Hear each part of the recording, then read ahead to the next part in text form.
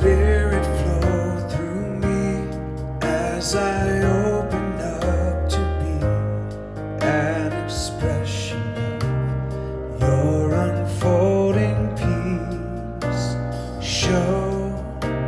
Spirit show through me as I open up to be an expression of your unfolding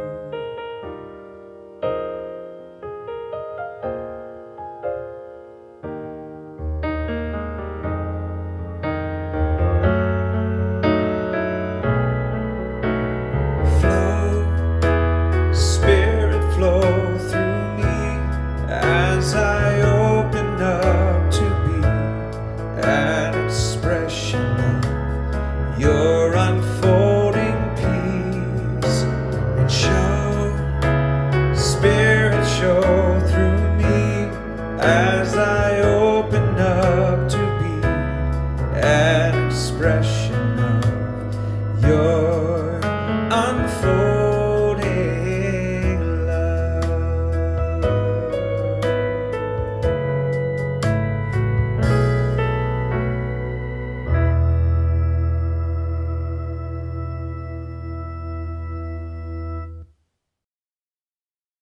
Good evening and welcome to our Midweek Faith Lift. My name is Shannon Brun and today is December 14th, 2022. And I'm joined... Goes fast. It goes really fast. Man. Welcome back, Doug. Thank you. It's nice to be here. Yeah, I haven't seen... Well, the last time we were together was Sunday at church. Yeah, Sunday at church. Yeah, and before that we were out at Nashville together. That's right. Yeah. Shad, what's his last name? Groveland. Yeah, came out. Yeah.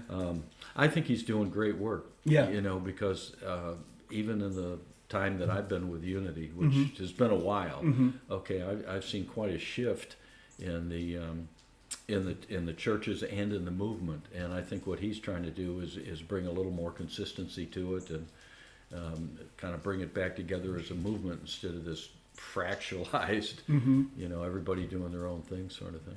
Nothing wrong with that, but you know, if that's what you want to do, then don't put the Unity moniker on it. Yeah, you know? yeah, it is an organization.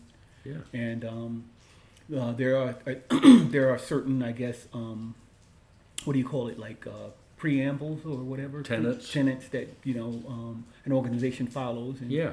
And sometimes when organizations are not governed properly, or if they get off to they can kind of go off on their own and do their own stuff, you know. Well, people are inherently creative. Yeah, you know. yeah. That's one of our gifts that God has given us. Right? Exactly. Yeah, That's exactly right. And that's one of the things that we talk about is how to create the life that you want. Yeah. But within that creativity, if there's nothing wrong with the creativity. Okay, if you want to go off this way and the organization is going this way, fine, go do your own thing. Right. But this is kind of the way the organization is moving, and if you like what you see and you want to be creative within that framework, great. And if not, then go do your own thing. Go do your own thing. And there's many people that have decided to go do their own thing, and they've been very successful at it. That's right. Yeah. And then there are people like you that decide to stay and within the Unity framework. Within the Unity framework and do your stuff. Yeah, I have I've looked at a lot of different frameworks. Okay, I mean a bunch, and the reason I chose Unity many years ago, like 1977, and the reason I'm still in it is that it means a lot to me, and I have found more than any of the other. I hate to say religions, but spiritual movements and all the rest of the stuff out there, I found that for me, that the unity tenets and beliefs and structure and all that tends to resonate. Okay, more so than a lot of the other stuff that I've found. Yeah, one of the things that I noticed is that there are a lot of people that are transitioning now from the Christian traditional background and coming into unity. Right. Especially, I've seen a few evangelical ministers actually come over to the unity movement, and they've actually I think one or two of them have brought their whole congregation with them. So that's interesting. That's right, and I think now, when I watch some of the stuff on TV and in other places, I think there is a general shift going in that direction. For example, Joel Osteen is the largest church in this country, with the largest following, over the TV and everything. And his message is as new thought and is as much unity as anything I've ever heard. Yeah. And so people, positive, such a positive guy, isn't he? well, yeah, he is, and he draws, but he's also got a hook for the traditional fundamental groups, and that hook is he uses a lot of stories out of the Old Testament.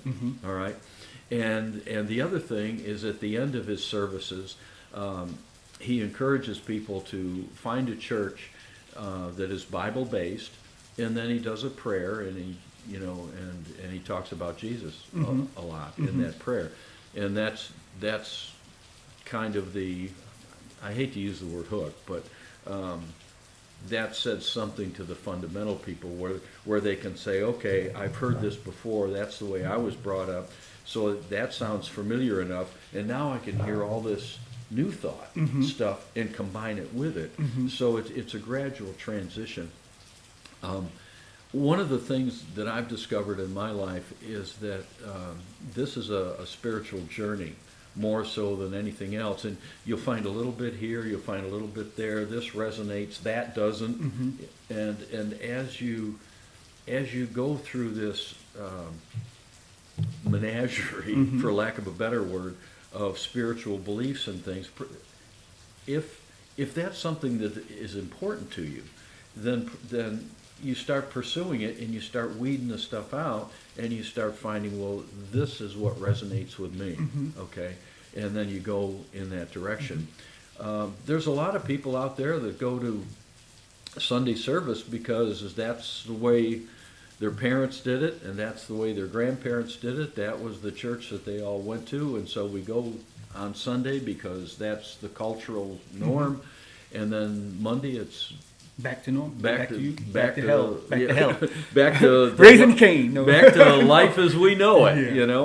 that sort of thing. And they don't really embrace it in their life. There's a disconnect between what they hear on Sunday and what goes on Monday through Saturday. So for me,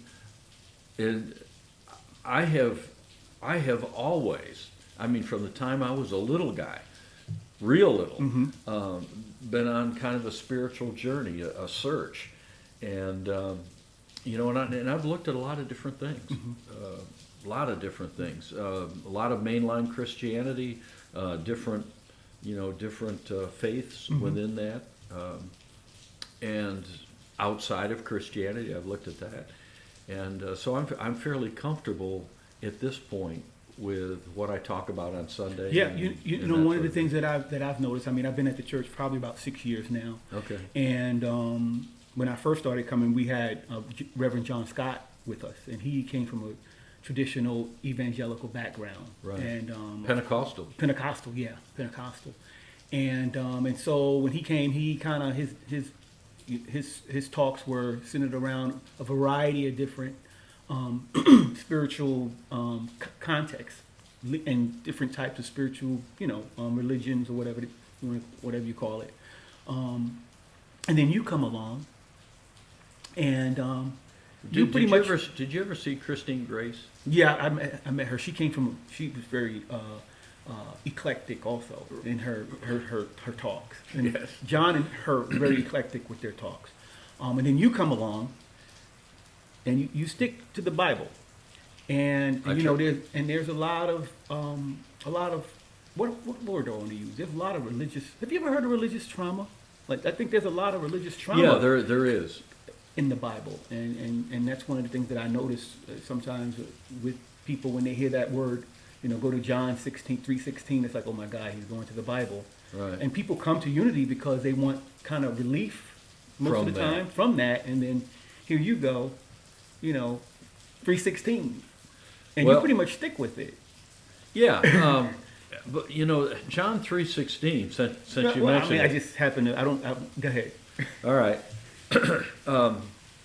What that is for God so loved the world that He gave His only Wow. begotten Son. Wow. That's it. Right. You know, and if you watch the NFL on Sundays when they kick a field goal or an extra point, you'll see John 3:16. Somebody holding that up in the back. Okay, there are a lot of what we call clobber phrases in the Bible, and that's one of them. And basically, the fundamental approach, from my perspective anyways, is Jesus is the one and only Son of God. Believe in Him and you go to heaven, and if you don't believe in Him, you're going to go to hell. That's kind of the crux of it. I take a completely different look at that passage. And the way that I look at it is I look at it as God gave His only begotten Son, and His only begotten Son is the Christ presence that we all have. That's innate within us. And if we can get to that point, if we can, through our own spiritual journey, come to that place that Jesus found, okay, then there is something about that will allow your life to absolutely transform. And that's what I try to talk about. It's not about beating people up with Jesus. Okay, to me, I mean, I've gone to the fundamental churches that just hammer that. Yeah.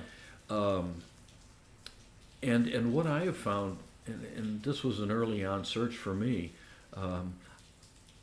the Presbyterian church I grew up in had a wonderful minister, okay, and I didn't find anything wrong or objectionable about going to church. I just didn't. It just wasn't enough. You know, I would ask questions, and well, you got to believe, that sort of thing, or do your prayer work. Well, how do you pray? Well, just do it. That sort of. So, anyways, I started looking at all different kinds of religious traditions, Buddhist, Hindu, Rosicrucians, Reformed Judaism. I started looking at all of that. And when I was in college, I went to those different organizations, and took a look. And basically what I found, you read the Buddhist tenets and take a look at the Four Noble Truths and the Eightfold Path, and compare the Eightfold Path with the Sermon on the Mount. Okay, I won't say they're identical, but they are so close. They are saying the same thing. And then when some of the most beautiful talks I've ever heard was a rabbi in a Reformed Judaism synagogue. Okay. And the stuff that he pulled out of the Old Testament was as beautiful as anything I've ever heard, but it was not fundamental. It wasn't believe this way or you're going to hell. That wasn't it. And even the word hell is Greek for the Hebrew Gehenna, and Gehenna, and this comes out of Matthew. Jesus said something about, I forgot the exact word, but it was something about. Gehenna is actually a place, right? It was a garbage dump outside of Jerusalem. Is where it was. It was a nasty place, and I'm struggling a little bit, but it was something about, if it's not right you'll be liable to the fires of hell. Okay, and that's the catchphrase that everybody uses. And what he was, and again, the translation is Gehenna. Gehenna was the garbage dump. It was an analogy, is really what it was. And what he was talking about is if you have a lot of fear inside, if you're constantly criticizing everybody else, if you've got this anxious thing going on, it's that kind of feeling that's going on in you, and that's not what you want. I think what you're able to do, Doug, is take those verses, and I think we talked about this a few weeks ago. You're able to take those verses and translate them into something that is different than what we are used to hearing in traditional Christianity. Right. And is that what practical Christianity is? Is taking those, what exactly are you doing? Like, what exactly are you doing when you look at these verses? What is it called? I mean, they call it metaphysics, right? Metaphysics. Right. So can you explain what that is, exactly what that process is, and Well, how we view the Bible? What lens we need to be looking at?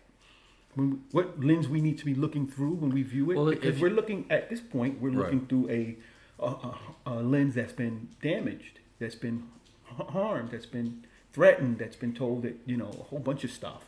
Right. And so, I think the key thing here, when you take a look at Jesus's ministry, he wasn't going around telling people, believe this way or you're going to hell. He didn't do those things. He never raised his hand, and he had the opportunity to do so many times. He never raised his hand against anything other than the Pharisees. Okay, and he basically said, you people have turned the house of God into a marketplace. Okay, and he said that's not the right path. He consistently talked about the power of love. He demonstrated that. He healed from that. He taught from that. And what happened is after his ministry was done, his followers started spreading that word, and there was a lot of resistance. Okay, and that resistance came in the form of, wait a minute, we've always believed this, you're saying this, it doesn't jive. Cultural advancement is a slow process. Personal spiritual transformation, it can be very quick and sudden, but for most of us, it's a long process. And so what you find is that the Christians were brutalized and persecuted for almost 300 years. They were lion bait, because they were considered outcasts, they were considered different, that sort of thing. People did not accept that message of love that Jesus had. Okay, if you take a look at the great spiritual leaders throughout time, I put Buddha in that, but take a look at Gandhi, take a look at Martin Luther King Jr. Mm-hmm. They were as much as they could be about the power of love and how that worked and made transformations in people's lives. But that's not what the early Christians, once they got in power, okay, once Constantine in the Council of Nicaea said, okay, Christians, you're the kind of the way we're going to do things, and they formed the Bible. They had the Council of Nicaea, and read the Nicene Creed. Mm-hmm. They didn't understand who Jesus was or how his message related to it. And so what they said was, all right, this is what our beliefs are, and everything outside of that, if you have those books, if you follow those teachings, you're a heretic, mm-hmm. with consequences, all right? This is the narrow line. And that narrow line of Christianity has gone down through the ages. I mean, to the point, take a look at the Spanish Inquisition. That was horrible. That's right out of something Hitler would do. Right. Yeah. So what has happened is, as mainline Christianity has adopted a very narrow, controlling way of do this or you're out. And and from that perspective, they have looked at a lot of the teachings and interpreted them that way. I don't believe that was Jesus' original message. If you're telling people, you know, that you're going to hell and on and on and on and on, I don't think you're going to heal people or transform people from that place. Now, you might take them from a life of addictions and crime and poverty and all that up to the next level, but you're not going to get them to the highest levels that way. So the long and the short of it, I've done a lot of research myself over a long period of time, and the reason that I talk from the Bible is that I believe, you know, that Jesus' message is one of the greatest spiritual messages out there. It's one of personal transformation, and it's not so much. How do I want to say this? I'll give you an example. There is Thomas Jefferson, our third founder or writer of the Declaration of Independence, our third president. Okay, he looked at all of this, and a lot of the founding fathers were Unitarians. All right, and Unitarians are typically socially and politically active people, not so much internally, but outside. All right, whereas unity is more of an internal search, you know, personal sort of thing. But anyways, he looked at the Bible, specifically the New Testament, and there was a lot in there that he had significant questions about, and there was a lot in there that he thought was just absolutely spot on. And so what he did is he got a number of Bibles and a pair of scissors, and he made his own Bible, which is called the Jefferson Bible. And what he did is he cut out the birth stories, the resurrection stories, he cut out the miracles, and all he put in his booklet, if you want to call it that, were the teachings. And in there is the Sermon on the Mount, in there is some of the parables. But he said, I don't want to talk about the miracles because those can be controversial, and it could be right. Exactly. And he said, I don't know, and he knew enough about Bible history to know that, let's just say there were some embellishments that went on with the stories. But what he did is he looked at the teachings, and he looked at the parables, and he said, that is as good as it gets. And that's what on Sundays, that's what I try to talk from. That's what I prefer to talk about, you know. The whole idea. So you're not looking at the Bible like this infallible truth. No. Okay. No, I think that, well, and I don't know whether I'm going to talk about this on Sunday or not. I haven't quite figured it out yet. But if you take a look specifically, because when people hear the Bible, they this is truth. This is what happened. This is the way it's supposed to be. And so you're saying that it's not necessarily true. It's a story.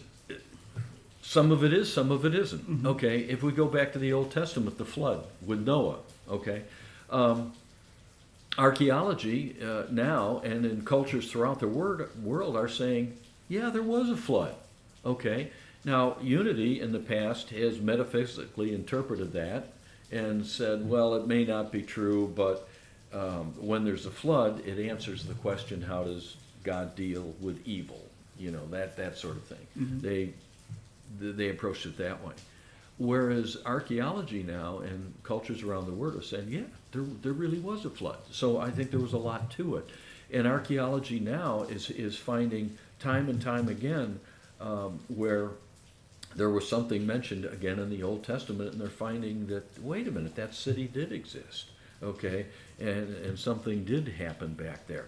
But having said that, when we take a look at the canonical Gospels, or the synoptic Gospels, Matthew, Mark, Luke, and John.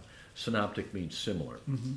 Okay, take a look at Matthew, the very, very first book in the New Testament.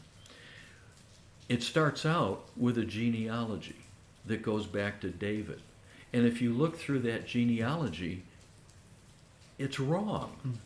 And I've tried to follow it. I just can't. I can't even go. I can't. Here's what happens. If you take a look at the number of years going back from David to Jesus, there are more generations than what he talks about. There are 4 women in there. Nobody at that time frame followed a line through women. They followed it through men, which is why to this day, in a marriage ceremony, a woman usually takes the man's name. That's a holdover from the Hebrew culture. Okay, but if you take a look at that genealogy, you can go back in 1st and 2nd Kings and see what actually happened, and that's not what Matthew recorded. Okay, so why did he write it that way? One of the answers, and this information comes from Bishop John Shelby Spong, who was a bishop in the Episcopal Church and did an incredible amount of spiritual research and Bible research. And basically what he said was the book of Matthew was written between 80 and 83 AD. And it was a time when Jerusalem and the temple had been destroyed by the Romans, okay? And the followers of the way, Jesus' followers, were trying to work within the Jewish community and say, wait a minute, this was the Messiah. Look at all the things he had done. And when they did that genealogy, the biggest question is, why is it so short, and why are the women in there? Okay, and if you take a look at the women, they were all, let's just say, in many cases, ladies of ill repute. All right? What he's saying is God can work through anything. All right? And people understood that. Why would he say that? Because if there were factions, if the mainline Jewish community and the followers of the way were at odds, and the mainline Jewish community was trying to discredit that, how would they do that?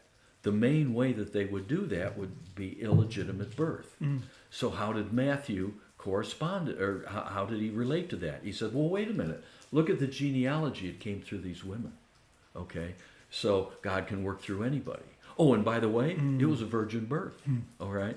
And Matthew used the Greek translations, but if you go back to the Hebrew translations, it goes back to a verse in Isaiah, and in the Hebrew, it was a young woman.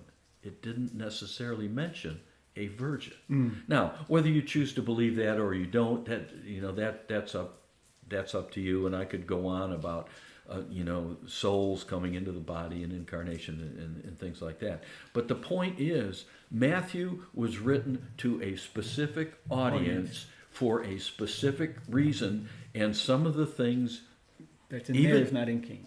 What's that? Some of the things the genealogy doesn't match. It doesn't match. Right. Okay. And the other thing, as you read through the Gospel of Matthew, he is constantly referencing things in the Old Testament to prove that Jesus was the Messiah.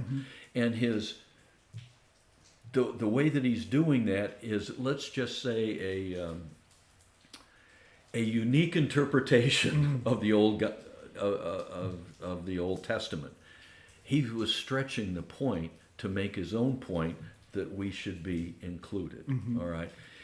Fast forward, in 88 AD, the Jews finally had enough of followers of the way, and they threw them out. And they said, take your Gospel of Matthew and all the rest and get out of here. Okay. You're not in. So what happened after that, the next book that comes out is the book of Luke. Luke takes a whole different perspective. It's about everybody. And his genealogy goes all the way back to Adam. Why? Because he's saying, wait a minute, we go all the way back to Adam because this message is for everybody, not just the Jews. And in the book of Luke, what you find is shepherds in the field. You find a reference to John the Baptist and Mary's cousin, and that John the Baptist and Jesus were cousins. You find all of that. So it's a whole different perspective of, wait a minute, this message is for everybody, whereas Matthew is, it's for the Jews. And then you fast forward to the book of John, and the book of John is very much a Gnostic gospel, written to the Gnostic community, and Gnostic means inner wisdom, something like that. So when you understand some of that kind of stuff, and you can see some of the, for lack of a better word, politics and motivations behind the writers, then you can say, wait a minute, don't give me this fundamental stuff. Let's take a look at why those were written, what was the idea behind it, and when you compare, again, I talk about this a lot, when you compare the Sermon on the Mount with the Eightfold Path and many of the other spiritual teachings throughout the world, you will find this. And so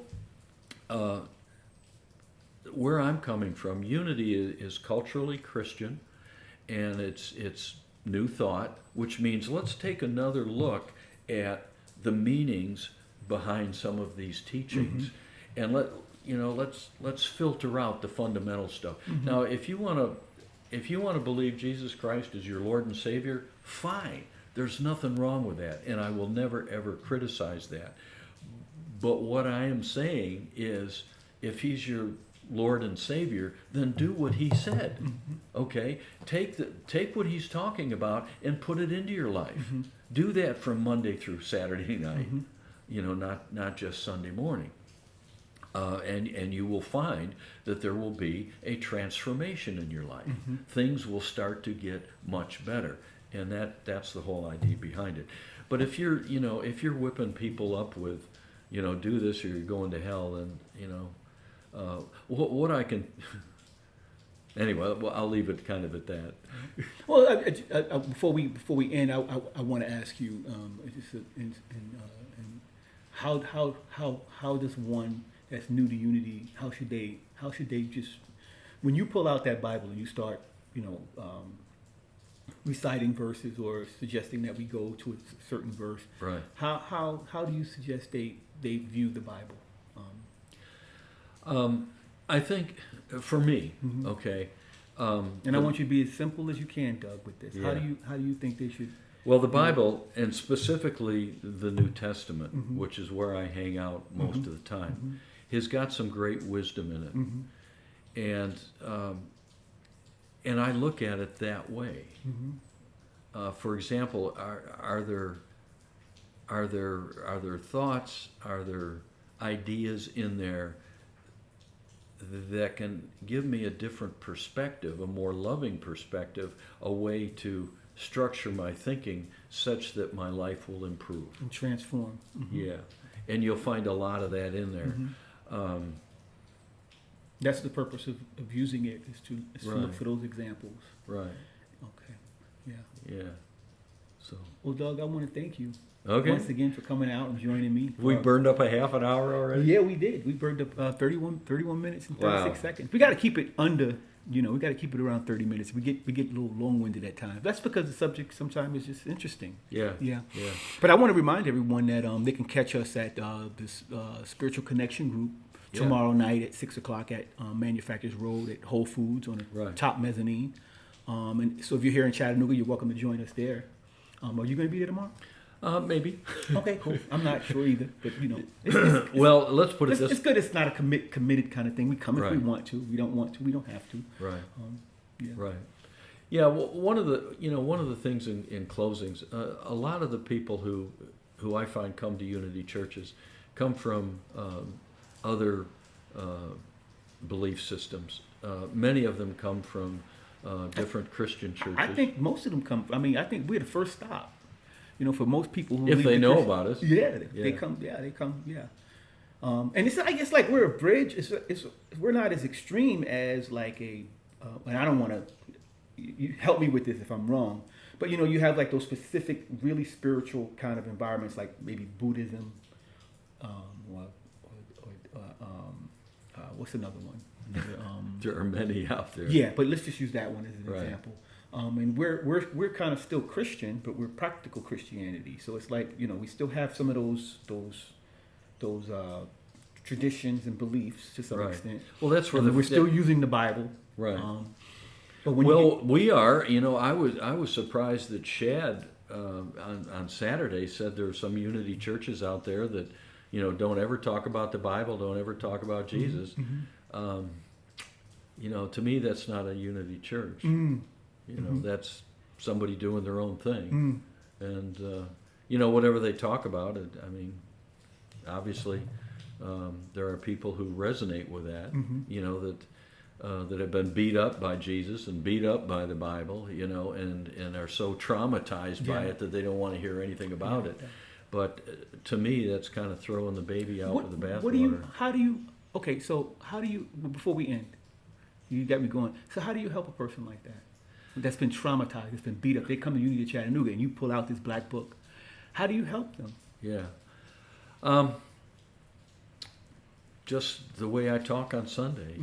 I try to put a loving meaning behind the examples that I use, that sort of thing. I did a wedding. I'll give you an example. I did a wedding a while back, and the bride was kind of the one orchestrating how the whole thing was going to be. And she came up to me beforehand and said she wanted to see the service that I was going to do. And I said, sure. I show that to everybody ahead of time. So I gave her a couple different examples. And she said, I don't want anything about Jesus or anything religious or anything about the Bible in this service. That's usually trauma. Well, wherever it came from. Yeah. Okay, she didn't want any of that. Yeah. Okay, and I found out later what that was about, but that's another story. And I said, well, all right, here's some other stuff. Okay, and she said, wait a minute, I want you to use this phrase, and I can't remember the name of the phrase but I want you to use this phrase. And I looked at it and I said, sure, I'll be able to put that in there, and I'll be able to talk around it a little bit. And she, oh, that's great. So I did. I showed it to her. She absolutely loved it. And it was a phrase that came out of, from her perspective, came out of the Lord of the Rings or something like that, right? So after the wedding is over and we're all done, I happen to be sitting next to the groom's mother, okay? And the groom's mother looked at me and she said, I wish there had been a little bit more of Bible in there. And I looked at her and I said, do you remember that phrase that she used? And I talked about this. That comes right out of Matthew, out of the Sermon on the Mount. That's where that comes from. Right. And then Lord of the Rings adopted it and used it. So you find these thoughts everywhere, and there has been baggage hung on them. And when the baggage triggers, it's difficult. Yeah. And it was interesting too, because these days, people will ask me every now and then to do a wedding, and if they say, hey, listen, I don't want to hear anything about religion or God or Jesus or Bible or anything, wow. My immediate answer is, then you need to find a justice of the peace. Wow. Because I'm not it. Right. I have found, I maybe have done maybe 100 weddings, in my time, which is not a lot compared to some ministers, but it's been a lot for me. And it always pains me to find that 2 years down the line, the marriage didn't work, or they split up, or something like that. And I can usually tell when we're doing a ceremony. There's a feeling there, and I know whether it's going to work or whether it's not. Right. He would pull into that marriage. He would pull into that marriage. No, well, she was. Yeah. Well, I like it, and that marriage didn't last. Yeah. I mean, it didn't last 2 years. Well, there's definitely some transformational teachings in the Bible, especially Jesus' ministry, and it's worth examining and practicing on a regular basis. Not just going there on Sunday and listening to what you say, but actually going home and practicing this stuff. So, One of doesn't make a difference to me whether any of it ever happened or not. And I think that's what Right. people get hooked Hung on. up on. Oh my God, did it happen? Or people use the Bible to do certain bad things and all that stuff. And some of that stuff is true, and some of it isn't. But the bottom line is, can we use this text and frame it in such a way that we can transform lives? Right. And I think that that you're able to do that without pushing anything, any type of negative statements down my throat about the Bible. And I think that's what happens at the traditional churches, is that they push Right. this stuff down your throat about who you should be, why you should be this way, and what God says you should be. And you're not coming from that perspective. You're coming from a perspective that's just like, hey, look, let's look at this text, let's examine it, let's see how we can use it to improve our lives. If it resonates with you, great. Right. You've got a tool. If you take a look at and I'm the one who's going on and on here, but You know what your wife told you? She yeah, told I you 30 know. minutes. 30 minutes. We're already over that. Yeah. But go ahead before we end. If you take a look at a lot of the preachers who are pushing this very fundamental message, take a look at their delivery. When they get up there, they're just ranting and raving and yelling take a look at my delivery. Yeah. It's not that at all. Yeah. It's nowhere near that. It's the idea of, here's the principle, here's a story that relates to it. Oh, and by the way, you can find a scriptural reference in this too. And anyways, we kind of go in that direction. Yeah. We got more weeks to talk about this stuff. Okay. We got many more weeks to talk about this stuff. But I want to thank our viewers for tuning in. Okay. And I want to remind everybody about our church service this Sunday Right. at 11. And if Right. they get there at 10:30, they can do the mindful meditation movement with Laura Noyes. Right. Do you have a title for your talk this weekend? Not yet. Not yet. I'm kind of tossing up two different messages right now. One, I just talked about a little bit earlier. The differences, and it has to do with the differences in the birth story. The birth story of Jesus. And we're coming up to Christmas. Okay. All right. So I was kind of thinking about saying, well, the birth story and the thing that we celebrate now comes from two books. It comes from Matthew and it comes from Luke. You won't find it anywhere else. All right, those two, and they came from different perspectives. There's different stories, and so how does that relate? That's one idea. Okay, the other idea is just simply to talk about some of the transformations that have occurred in people's lives around Christmas. So I haven't figured out which direction I'm going to go yet. So I'm sure you'll be led to go in the direction that the congregation, or that the congregation needs to hear. I'm sure you'll be led in that way. I hope I'm not so. sure what way that is. yeah, But I'm Doug, not either yet. I want to thank you for coming out.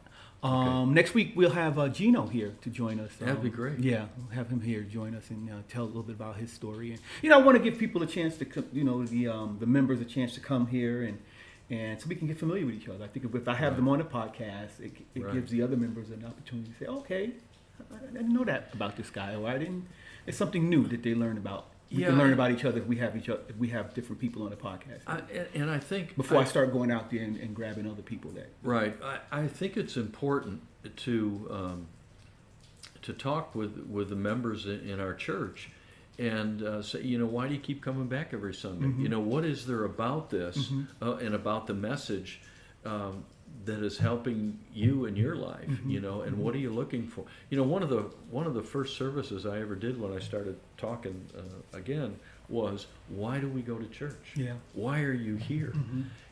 You need to be able to answer that question. If it's because your family has always done it, which is rare in Unity. Okay, well, if it's for the cookies, I'm there for the potluck. Definitely, that's what I'm. Well, that's all right. Hopefully, people in Unity are there for the message. And they're spiritually hungry.